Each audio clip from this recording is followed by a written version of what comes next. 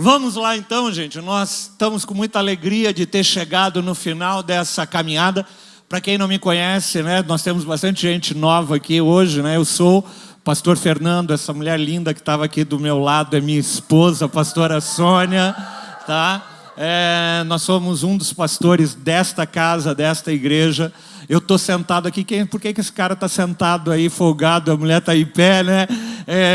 Para quem não sabe, eu fraturei meu joelho há 2 meses atrás, né? E agora, hoje é o primeiro dia que eu consigo subir aqui sem muleta, né? Então, já é um avanço. Eu ainda não consigo ficar aqui 1 hora pregando em pé, então estou aqui no banquinho. Então, só para você saber por que eu estou no banquinho, não é charme e nem preguiça, é só uma necessidade mesmo, por enquanto, tá legal? Eu preferia estar em pé.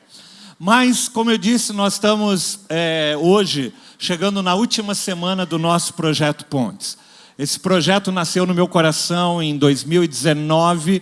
Deus colocou ele no meu coração como uma forma de a gente construir pontes, levar pessoas, como o próprio tema ali está escrito, conectando pessoas ao seu propósito. Pontes, nós sabemos que é tudo aquilo que conecta uma margem a outra margem, né? E toda a estrutura do Projeto Pontes, nós partimos de um pressuposto, nós partimos de um estudo de um psicólogo dos anos 50, que estabeleceu uma teoria que é chamada teoria de Maslow, onde ele falava sobre as grandes necessidades do ser humano, e ele agrupou as necessidades do ser humano em categorias. E você vai ver, inclusive, no meu livro que eu escrevo lá, que Jesus ele vai abordar várias dessas necessidades do ser humano ao longo da sua vida aqui na Terra. E é interessante porque essas necessidades, elas não são do homem contemporâneo agora, do século XX ou do século XXI. Elas são necessidades que já existiam há 2.000 anos atrás, na época de Jesus, ou há 3.000 anos atrás, quando a gente vê nas descrições da Bíblia. O ser humano ele tem as mesmas necessidades ao longo da história. E por que ele tem essas necessidades? Porque o ser humano ele perdeu a sua conexão com Deus. E ao perder a sua conexão com Deus, ele vive a vida dele inteira tentando reconectar e restabelecer coisas para dar conforto, para dar sentido, para dar propósito na sua vida. Então Maslow, por exemplo, ele fala que o ser humano, a necessidade mais básica do ser humano são as necessidades fisiológicas. Depois ele vai falar que é comer, beber, dormir. Depois ele vai falar que quando a pessoa tem essas necessidades atendidas, surge um novo campo de necessidades, que são as necessidades de segurança e de paz. E aí a coisa já começa a pegar, porque nós vivemos num mundo de inseguranças, né? Depois, o terceiro aspecto da pirâmide de Maslow, ele vai falar que o ser humano tem necessidades sociais, de sociabilização, necessidade de amar e de ser amado, necessidade de ter amigos, de ter família. Tudo isso vai surgindo à medida que o homem vai caminhando ao longo dessa pirâmide, ao longo da sua existência. Depois nós vimos, Maslow vai falar que o ser humano, depois que ele tem essas necessidades supridas, ele vai surgir a necessidade de estima, de autoestima, de se sentir valorizado, de sentir e perceber que você tem valor, né? Valor quer seja no ambiente de trabalho, quer seja no ambiente familiar, quer seja diante da vida, né? E por último, Maslow vai falar sobre a última necessidade do ser humano, que é a necessidade de você obter autorrealização, de você chegar ao momento da tua vida onde você se olha para dentro de você e você fala, uau, consegui, sou uma pessoa autorrealizada. Só que Maslow, ele descobriu ao longo da trajetória dele, que mesmo depois que o homem chegava no topo dessa pirâmide, tinha conseguido conquistar aparentemente tudo aquilo que alguém poderia almejar na vida, mesmo assim, o homem não se sentia realizado. E aí, ao longo do estudo do Pontes, nós temos falado de como que nós, quando nós perdemos a nossa conexão com Deus Criador, com Deus que é Pai, nós não conseguimos suprir com coisas, com relacionamentos ou com coisas materiais esse vazio que tem na nossa vida. E é interessante porque, por exemplo, Jesus, diante da necessidade fisiológica, da necessidade básica de comer, de beber, Jesus vai se apresentar como aquele que é a água viva. Jesus se apresenta como o pão da vida. Ele se apresenta e fala assim: olha, gente, eu sou aquele que alimenta, eu sou aquele que sacia a sede. Eu sei que Jesus está falando isso no sentido figurado, mas para que a gente possa entender que a saciabilidade do nosso coração, ela está quando nós nos encontramos com esse Jesus, não um Jesus histórico, não um Jesus que nós herdamos da tradição, mas um Jesus que se fez vida em nós. Alguns conhecem o meu testemunho. Eu venho de um lar católico. Meus pais eram portugueses, meu pai e minha mãe eram portugueses, bem católicos, né? Eu fui criado no meio do catolicismo, e eu era uma pessoa que frequentava a missa, frequentava a igreja, e eu buscava Deus, eu buscava o Senhor, mas eu tinha uma sede por conhecer mais de Deus, mas eu não entendia, a religião parece que ela não supria a necessidade que eu tinha, e por mais que eu tentasse, aquilo parece que não preenchia e não fazia sentido completo, né? Até que um dia eu conheci a minha esposa, e através da minha esposa eu conheci a Jesus. E eu me lembro a primeira vez que eu entrei numa igreja evangélica na minha vida, eu fui tão tocado a partir do louvor. Era algo que começou a fazer sentido, começou a entrar no meu coração. Depois eu ouvi a palavra sendo ministrada, e ao contrário daquilo que eu já tinha ouvido muitas vezes, parece que aquelas palavras faziam sentido. E ali o meu coração começou a se abrir, eu comecei a abrir o meu coração para ouvir a voz de Deus. Não ouvir a voz de uma religião, mas ouvir a voz do próprio Deus. E a partir dali, Deus começou a fazer uma obra dentro de mim, através da minha vida. Eu entreguei minha vida para Jesus naqueles primeiros dias, naqueles primeiros cultos, e dali em diante a minha vida mudou entre antes de Jesus e depois de Jesus.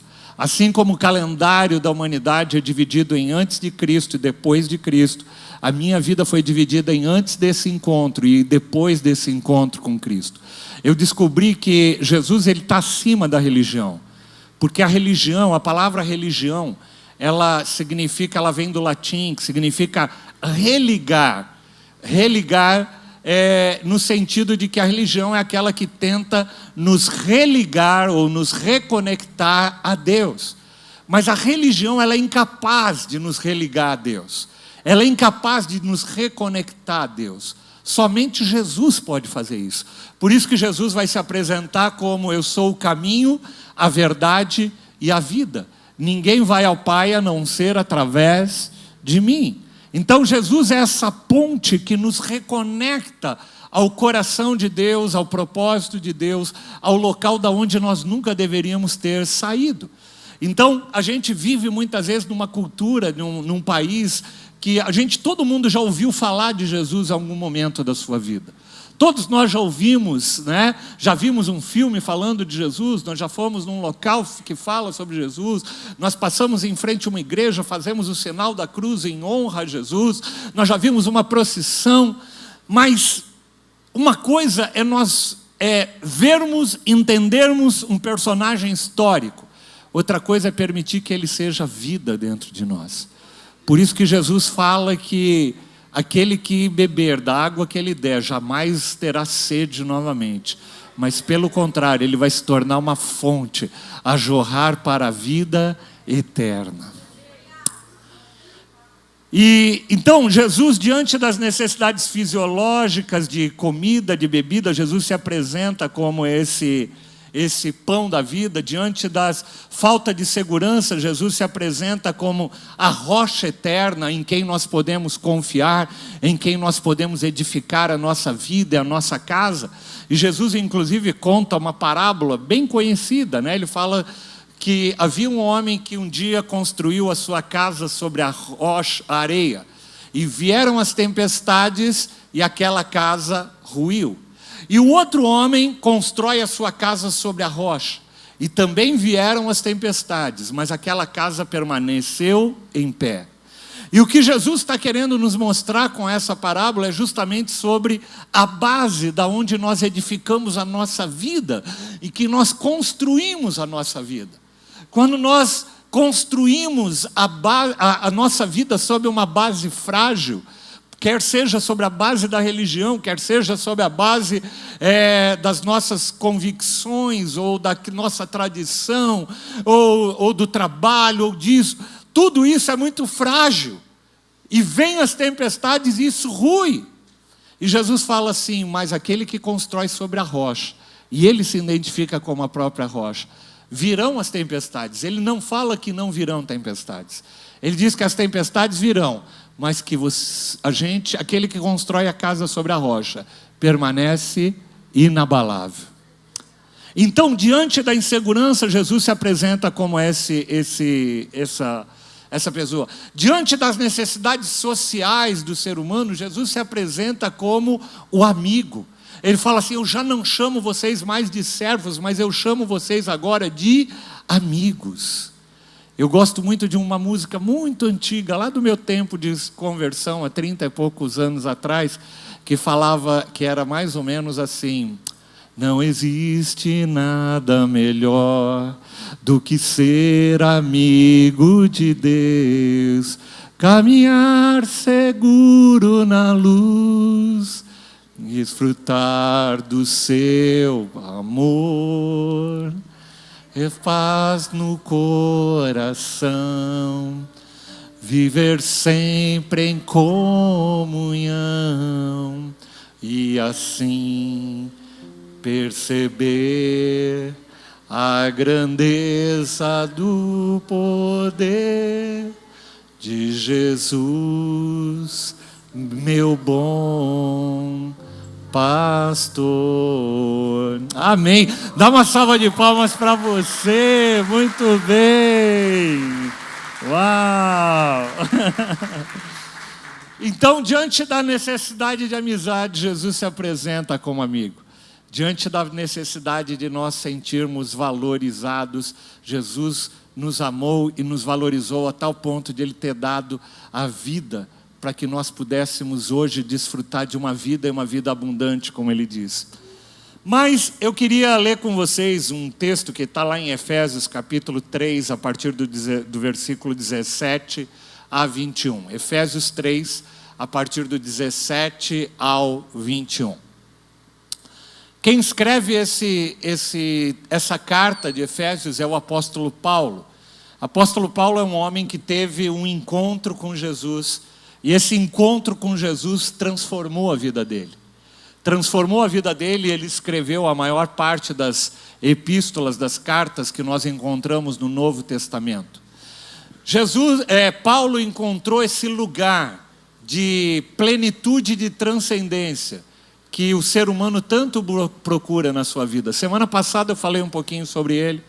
Paulo é um cara que escreve em uma das suas cartas, a carta de Filipenses, ele escreve assim: eu aprendi o segredo de viver contente em toda e qualquer situação, passando por necessidades ou tendo abastança. Em toda situação eu aprendi o segredo de viver contente.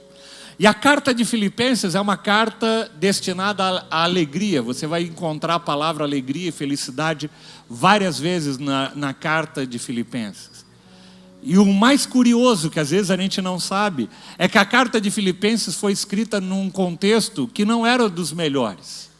Não era aqueles, talvez, que a gente chamasse dos dias bons da nossa vida. Paulo estava preso em Roma, no meio de uma prisão da época, acorrentado, sabendo que provavelmente dali ele iria para a morte dele. Mas mesmo assim ele escreve uma carta onde a tônica principal da carta dele era falar sobre a felicidade e a plenitude de vida que ele encontrou quando ele se encontrou com Jesus Cristo. É muito lindo. Ele aprendeu o segredo de viver contente. E o segredo de viver contente não é ter uma super conta no banco. O segredo de viver contente não é ter o trabalho que você gostaria de ter. O segredo de viver contente não é morar onde você gostaria de morar. O segredo de viver contente não é viajar para onde você gostaria de viajar. O segredo de viver contente é você poder entender o amor de Jesus pela tua vida, saber o valor que você tem e o amor que Ele tem pela tua vida, que Ele tem derramado por você. E é isso que ele vai escrever em Efésios, capítulo 3. Ele vai falar assim: eu oro para que Cristo habite no coração de vocês, mediante a fé. Eu oro para que vocês estejam arraigados e alicerçados em amor. Essa é a oração de Paulo pelas pessoas que ele amava, pelas pessoas que ele ministrava, pelas pessoas que ele escreve a carta. E ele fala assim: para que vocês possam, juntamente com todos os santos, compreenderem a largura, o comprimento, a altura e a profundidade. Ou seja, o apóstolo Paulo está falando sobre a gente conhecer a Deus na sua dimensão plena. Não conhecer um Deus superficialmente.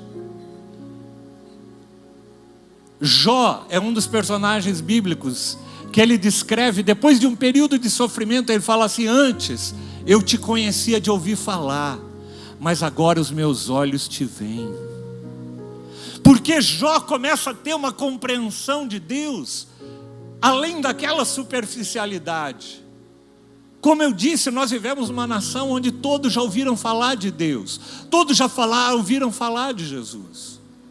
Mas o apóstolo Paulo está falando: eu oro para que vocês possam ser alicerçados nesse amor e conhecerem todas as dimensões de Deus, a grandeza de Deus, o amor de Deus, a justiça de Deus, todas as dimensões. Quando você fala de altura, largura, comprimento, profundidade, você está falando de algo tridimensional, algo que te dá toda a perspectiva.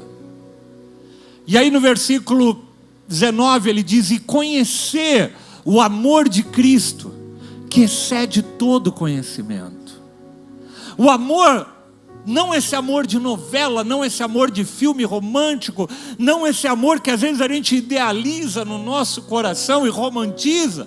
Ele está falando: eu quero que vocês conheçam o amor de Cristo, que excede todo conhecimento, para que vocês sejam cheios do quê? De toda plenitude de Deus. Sabe essa plenitude? Nós estamos falando sobre transcendência. Sabe esse estágio, esse estado que o ser humano busca para completar a sua vida? Eu falava aqui esses dias, você pega artistas, é só você ver a biografia de artistas, de pessoas atletas que são muito ricos, foram muito ricos. Eles tinham toda a fama, todo o dinheiro, toda a glória, mas eles tinham um vazio e eles iam buscar talvez nas drogas, na bebida, no sexo, em tantas outras coisas, a plenitude para a vida delas, e nada disso traz a plenitude. Porque para que a gente seja cheio de toda a plenitude de Deus, nós precisamos conhecer a plenitude e nós precisamos conhecer e experimentar esse amor de Deus. E aí no versículo 20 ele vai falar: porque aquele que é capaz de fazer infinitamente mais do que tudo que nós pedimos ou pensamos, de acordo com o seu poder que atua em nós. Vira para quem está do teu lado e fala assim: Jesus é capaz de fazer infinitamente mais do que aquilo que você pensa ou daquilo que você tem pedido. Que declaração tremenda, né? Vamos dar uma salva de palmas ao Senhor. Que declaração tremenda. Ele é capaz de fazer infinitamente mais do que aquilo que nós pedimos ou pensamos, de acordo com o poder dele que atua em nós. Não é pela nossa força, não é pelo nosso conhecimento, não é pela nossa capacidade, mas é pelo poder de Deus através de nós.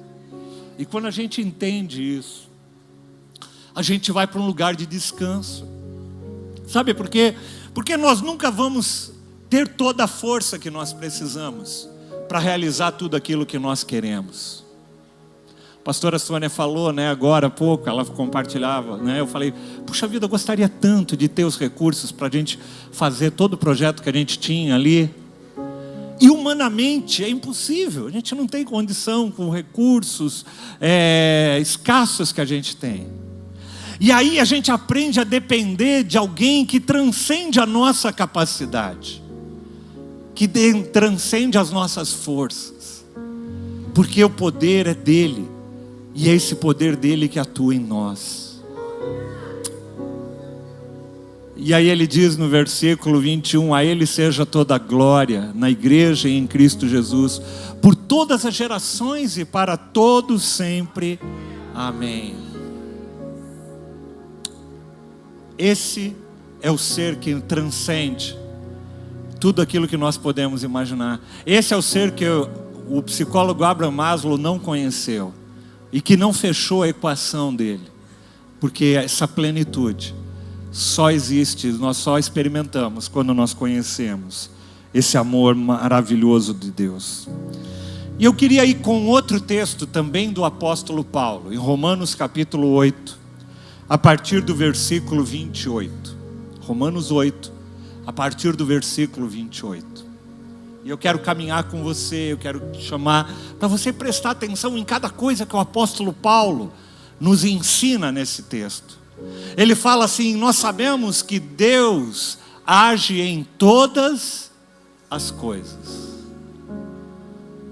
Ele age em que coisas? Todas as coisas. Ele age nos dias bons e nos dias maus. Em todas as coisas, nas coisas boas que nos acontecem ou nas coisas que não são tão boas. O Senhor está agindo e está cuidando da nossa vida.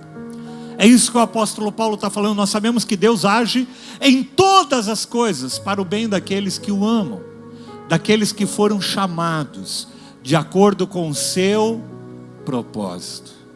Deus tem um propósito para a minha e para a sua vida.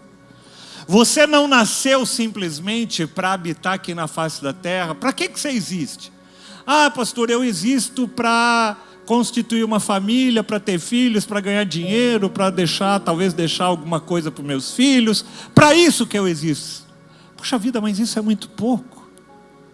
Deus tem um propósito muito maior.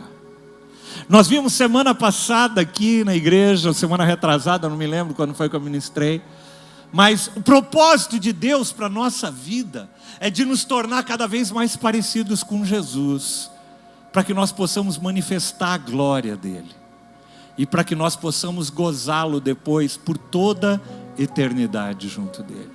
É para isso que Deus nos fez. Deus nos fez para os nossos olhos resplandecerem, para a gente ser instrumento de bênção um na vida dos outros.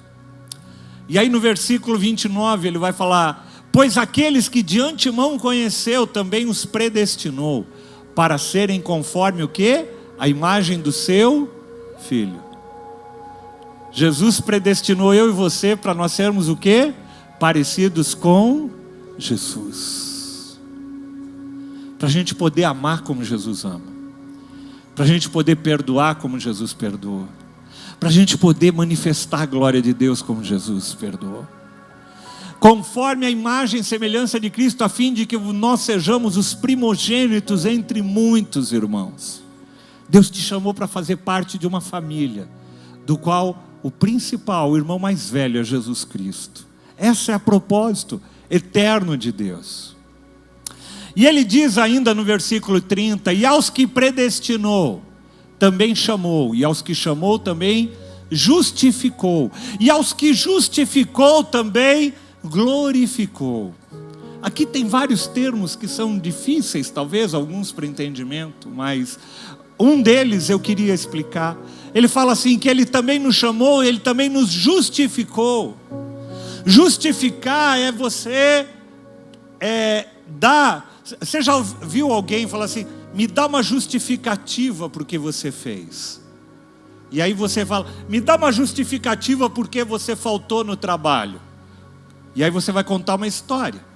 Você vai falar: eu faltei no trabalho porque eu estava saindo de casa, meu filho prendeu o dedo no portão e eu tive que pegá-lo e fez um corte. Eu voltei, nós fizemos um curativo no meu filho, e aí eu voltei, e aí por isso que eu cheguei atrasado no trabalho.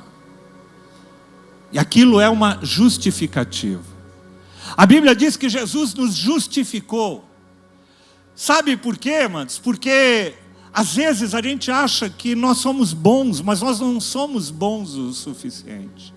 Pelo contrário, a nossa natureza, ela é má, ela é perversa. A gente vê aí na guerra, a gente vê isso aflorando em tantos locais. Essa semana, eu não sei quantos viram, uma pessoa, ela estava andando na calçada aqui em São Paulo, e veio uma senhora de quase 70 anos na direção contrária, e esse jovem chegou e deu uma ombrada nela, e ela caiu no chão, quebrou o fêmur, bateu a cabeça no muro, e ele virou para trás e olhou e continuou seguindo de forma indiferente. O ser humano, ele é ruim por natureza.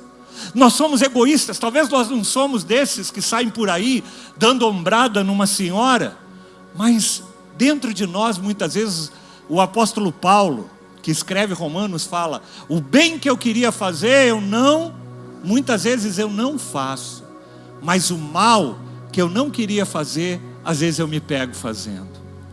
Hoje pela manhã nós estávamos falando sobre as nossas palavras.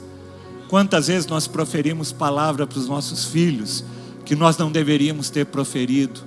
Palavras de morte, palavras de condenação, palavras de juízo. Por quê? Porque a Bíblia fala que a boca fala daquilo que o coração está cheio. Então, quando ele fala que Jesus nos justificou, é porque para nós entrarmos na presença de Deus, é como se Deus falasse assim: por que você trouxe esse cara? Por que você trouxe o feijão aqui? Por que você trouxe a vida do Pedro, do João, da Maria, da Márcia? Por que você acha que eu vou recebê-los aqui? E aí Jesus fala: sabe por quê? Porque eu fui pela cruz do Calvário, e eu morri naquela cruz, para que o meu sangue pudesse purificar os pecados deles. Por isso, eles hoje podem entrar. Eles podem entrar na presença do Pai. Eles podem entrar na presença de Deus. Sabe, gente, durante muito tempo, ao longo da minha vida, até eu conhecer mesmo o Evangelho, eu não entendia. Eu via filme da morte de Jesus, eu via Jesus sendo crucificado, mas eu não entendia o que tinha acontecido naquele momento. Naquele momento, a Bíblia vai nos dizer que Jesus rasgou o escrito de dívida que era contra eu e contra você. É como se nós tivéssemos um monte de promissórias na mão de um agiota. E quando Jesus vai para a cruz do Calvário, ele fala assim: eu paguei o preço daquelas duplicatas. E ele rasga todas as duplicatas. E ele fala para o agiota: agora ele não deve mais nada, porque eu paguei o preço que ele devia. Foi isso que ele fez na cruz, quando ele foi para a cruz do Calvário, pela minha vida e pela tua vida. Uau! Obrigado, Deus. Gente, que diremos, pois, versículo 31, diante dessas coisas, o apóstolo Paulo fala. Que diremos, pois, diante de tudo isso? Dos dias bons, dos dias maus, da intervenção. E aí ele fala: se Deus é por nós, quem será contra nós? Ao mesmo tempo que o apóstolo Paulo faz uma pergunta retórica, ele faz a pergunta e ele mesmo responde: se Deus é por nós, quem será contra nós? Se Deus está do nosso lado, nos dias bons, nos dias maus, ao que eu vou temer? De que mal temerei? Se Ele me justificou, que mal eu temerei? E aí ele diz: naquele que não poupou o seu próprio filho, mas o entregou por todos nós, como Ele não nos dará com Ele e de graça todas as coisas? Deixa eu ler novamente. Aquele que não poupou seu próprio filho, mas o entregou por todos nós, como que ele não nos dará com ele e de graça todas essas coisas? É como se Paulo estivesse fazendo perguntas e falando assim: gente, você está entendendo? Às vezes a gente está em dúvida, será que Deus está olhando para a minha vida? Será que Deus está olhando para as minhas necessidades? Será que Deus tem o mundo inteiro para se preocupar? E se preocupa comigo? Alguém tão insignificante? E o apóstolo Paulo fala assim: olha, aquele que não poupou nem o seu filho, você acha que ele não vai cuidar de você, de todas as coisas? Quer sejam elas aparentemente pequenas, porque às vezes a gente olha para dentro de nós e a gente fala: não, mas isso aqui é pequeno. Deus é tão grande. Tem gente que tem problemas maiores. Deus está cuidando daqueles que têm os problemas maiores e está cuidando daqueles que têm os problemas menores também. E ele fala assim: quem fará acusação contra os escolhidos de Deus? Porque é Deus quem os justifica.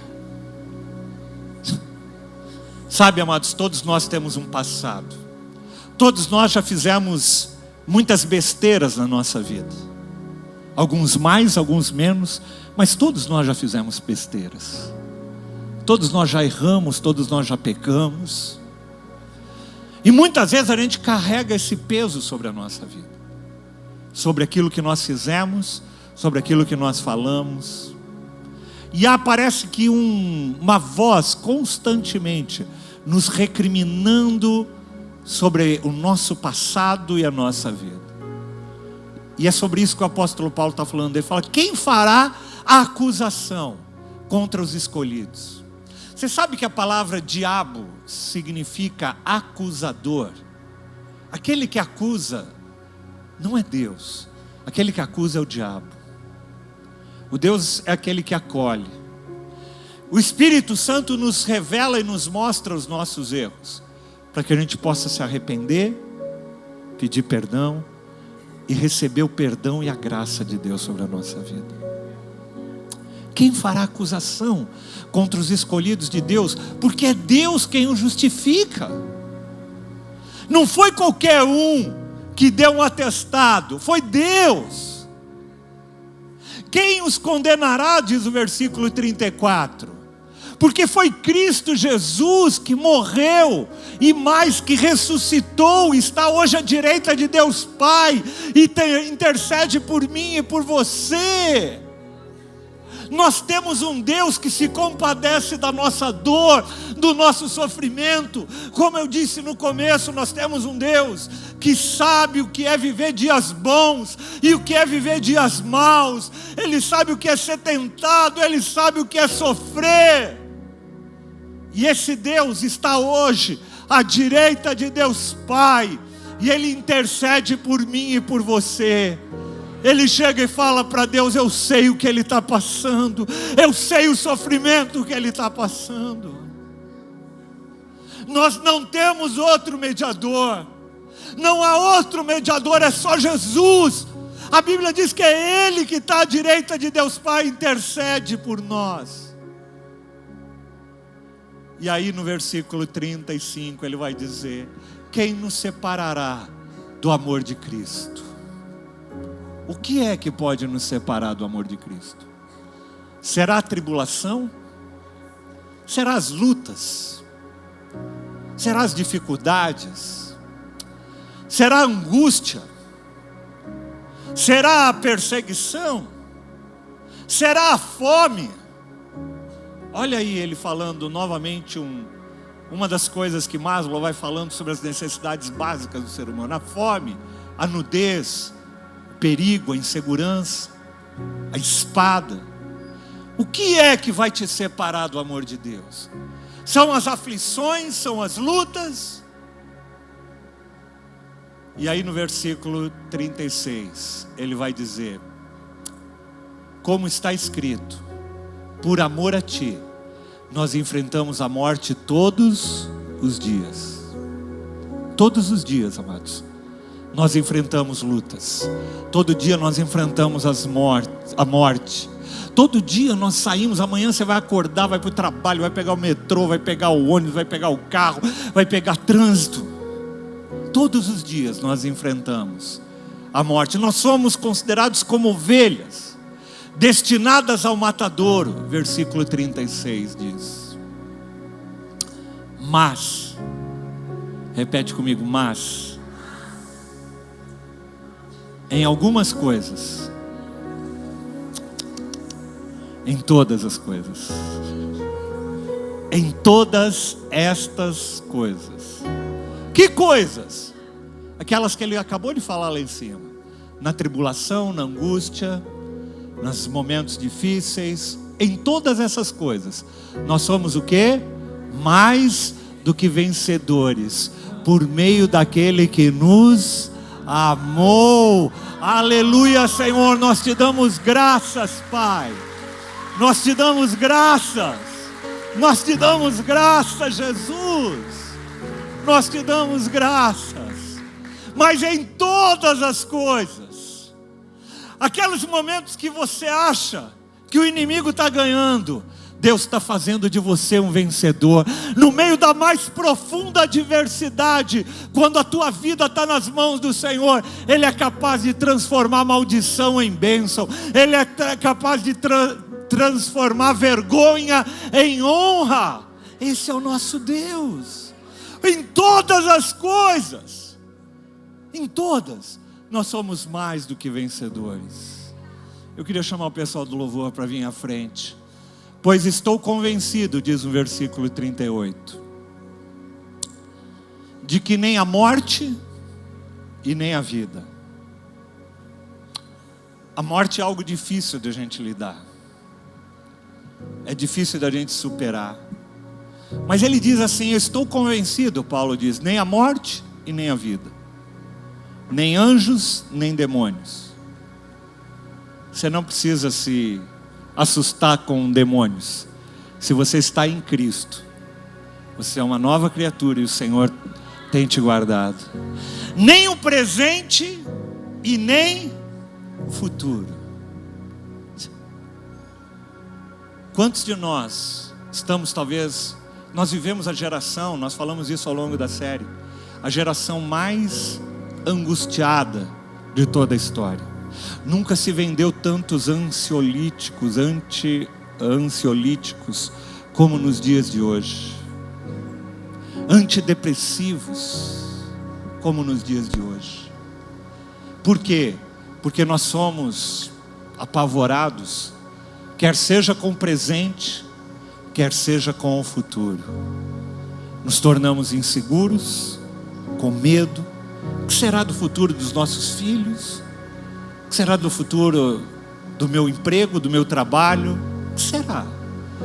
E dentro desse contexto, o apóstolo Paulo vem falar: estou bem convencido que nem a morte, nem a vida, nem anjos, nem demônios, nem o presente, nem o futuro, nem quaisquer outros poderes, nem altura e nem profundidade, nem qualquer outra coisa da criação será capaz do quê?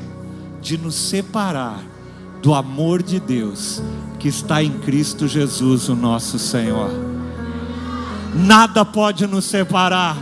Quando você experimenta esse amor do Senhor, pode vir as lutas, pode vir as tribulações, pode vir o sofrimento, pode vir as adversidades, mas nada pode roubar esse amor do Senhor das nossas vidas. Por isso que Jesus vai dizer que o diabo, ele vem para matar, ele vem para roubar e ele vem para destruir.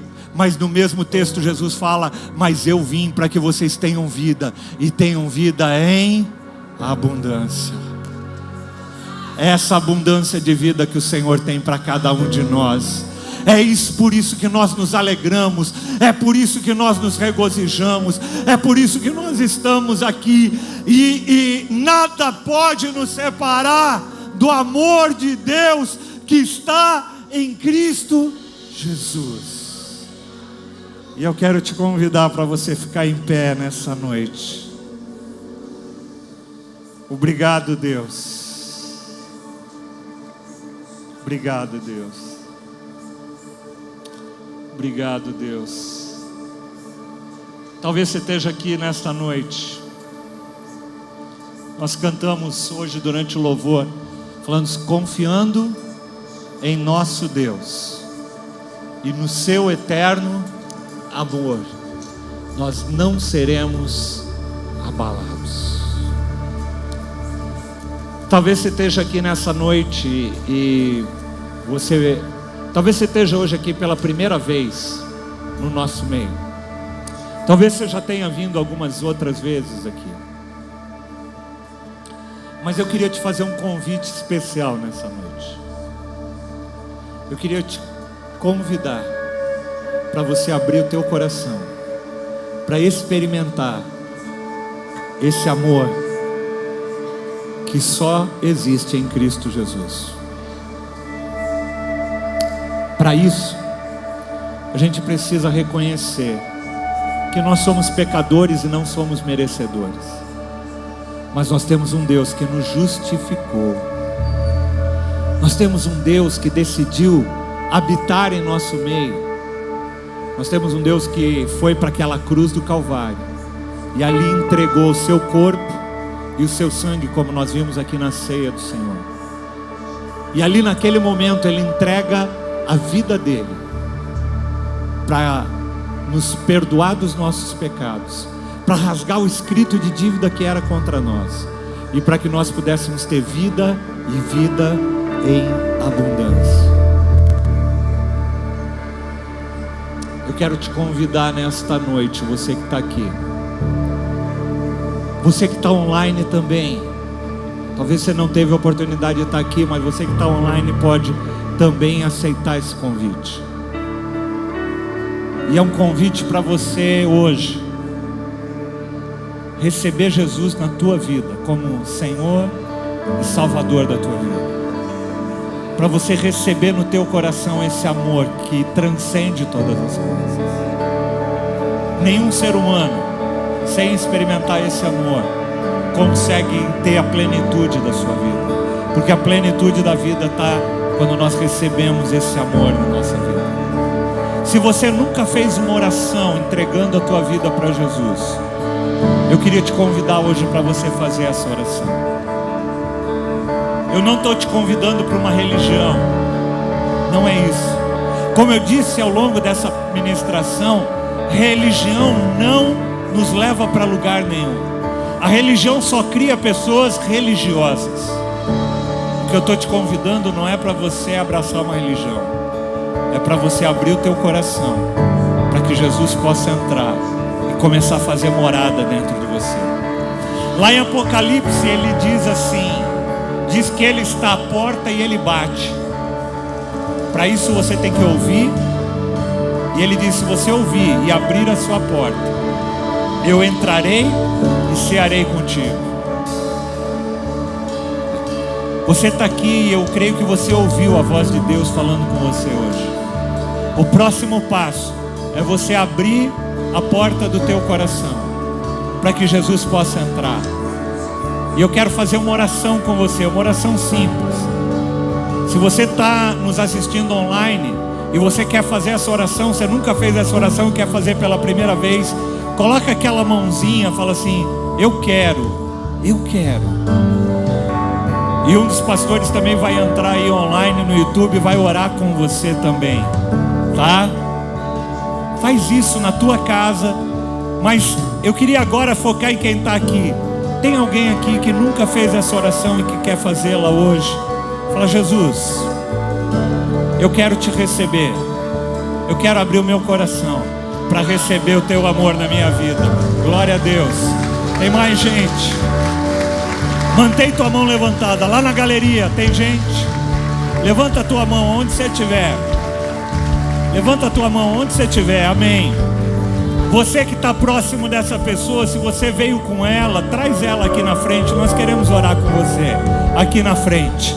Se tem lá na galeria, vai na frente. Tem pastores ali na frente. Eles vão orar com você também. Glória a Deus. Isso, isso. Vem cá, você que veio. Vem cá. Vem, pode vir. Gente.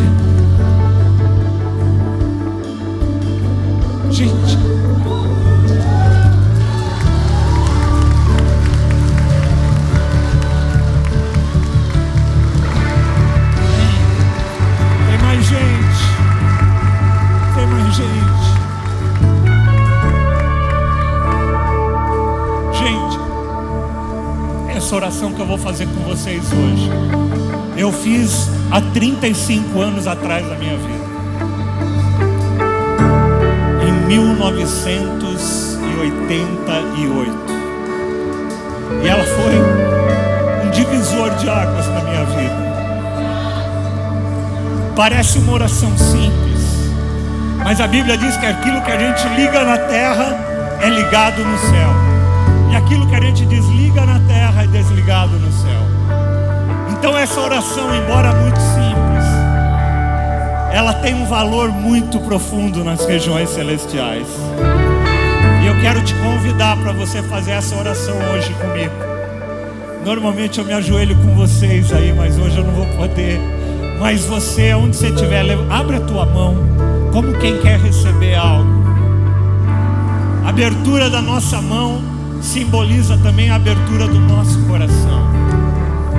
E eu queria que você repetisse essa oração que eu vou fazer. Eu vou fazer a oração pausadamente, você vai repetindo audivelmente junto comigo, amém? Você que está em casa também, repete essa oração junto comigo. Pessoal da galeria, deixa eu tocar a galeria cheia ali, glória a Deus, amém.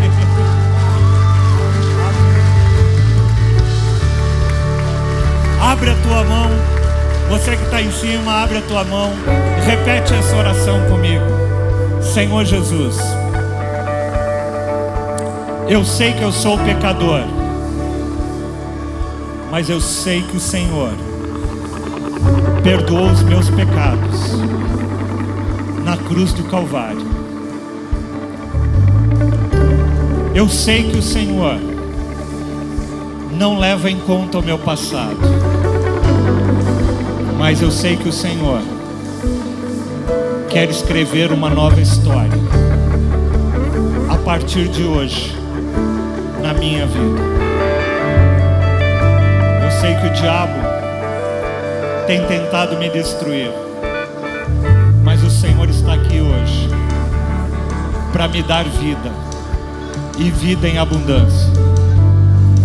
Eu me arrependo dos meus pecados e a partir de hoje eu quero que Tu sejas o Senhor e o Salvador da minha vida, meu único Senhor e meu único Salvador. Que a partir de hoje não seja mais eu quem viva, mas que seja o Senhor que viva através de mim. Obrigado por escrever o meu nome no livro da vida, e eu vou desfrutar de toda a eternidade ao Teu lado. Obrigado, Jesus. Amém e amém.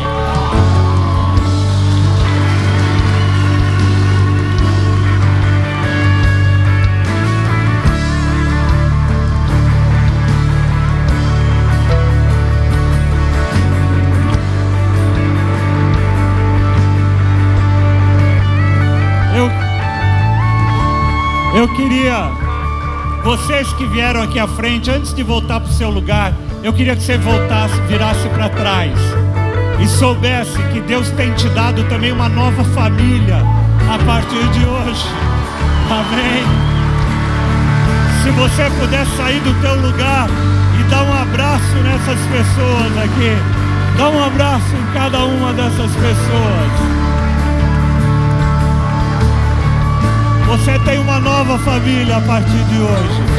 Uma nova família. E em seu eterno amor, não seremos abalados, não seremos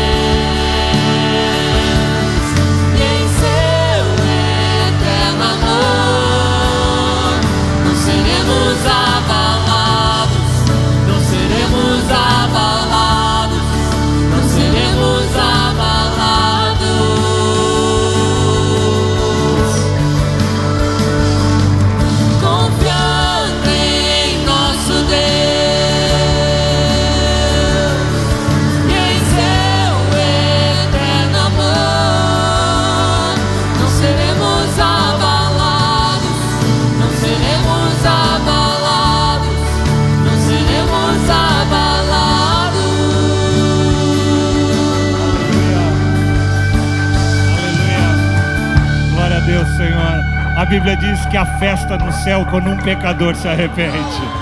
Então hoje é o dia de uma grande festa no céu.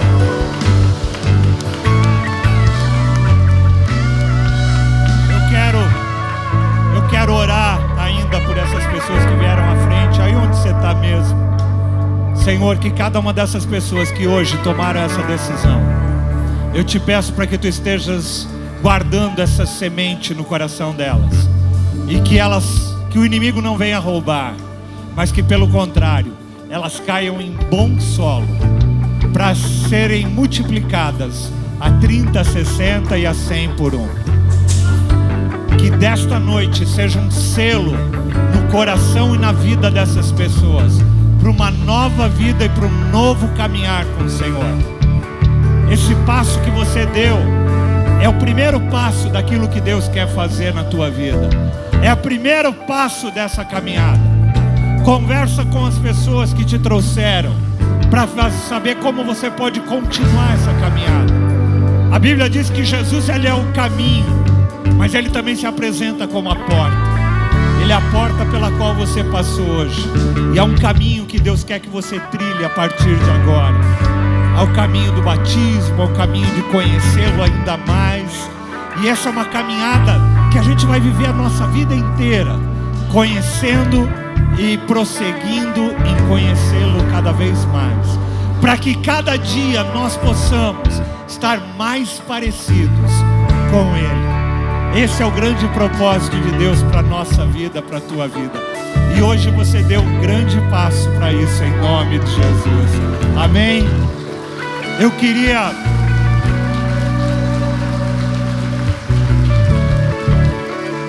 queria agradecer muito todos os voluntários também, os facilitadores do Grupo Pontes, pessoas que se dedicaram ao longo dessas 5 semanas a irem nas casas das pessoas, a compartilharem o amor de Deus, aquilo que elas têm recebido na vida de outras.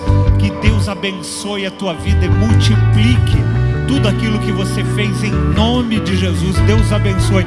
Quero saber quem são os facilitadores que estão aqui hoje, que foram facilitadores de Grupos Pontes.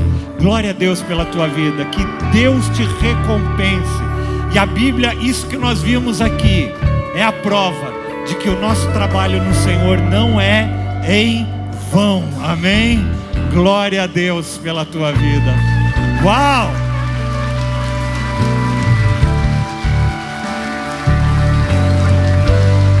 Uau! Uau! Que noite tremenda, gente. Amém. Que o amor desse nosso Deus maravilhoso, que a graça do nosso Senhor Jesus Cristo, que o consolo e a direção do Espírito esteja sobre você, a tua casa e a tua família, em nome de Jesus. Tenha uma excelente semana. Deus abençoe e vão na paz do Senhor. Amém?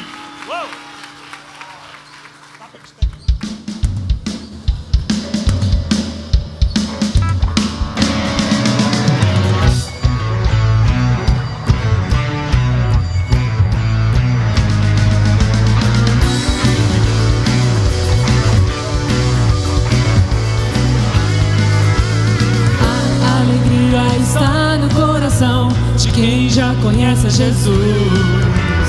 A verdadeira paz só tem aquele que já conhece a Jesus. O sentimento mais precioso que vem do nosso Senhor é o amor que só tem quem já conhece a Jesus. Aleluia, aleluia.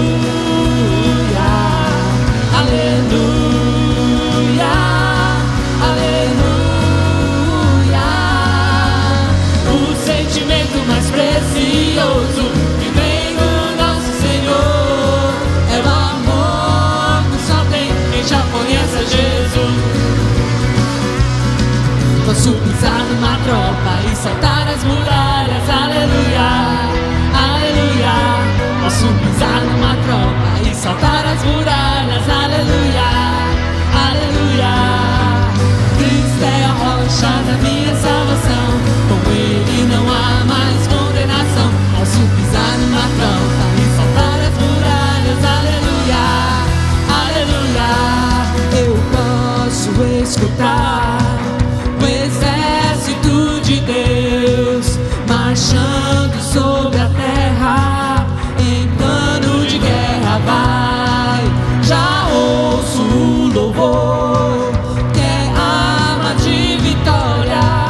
O exército de Deus, o exército de Deus, o exército de Deus marchando vai.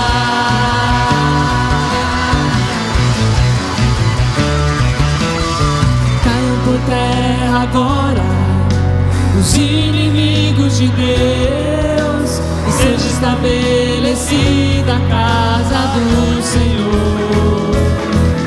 O Senhor é o Deus que salva, que cura e santifica. Ele tem nos dado nova vida. Ele tem nos dado um novo canto e um novo espírito. Seus lábios vamos proclamar.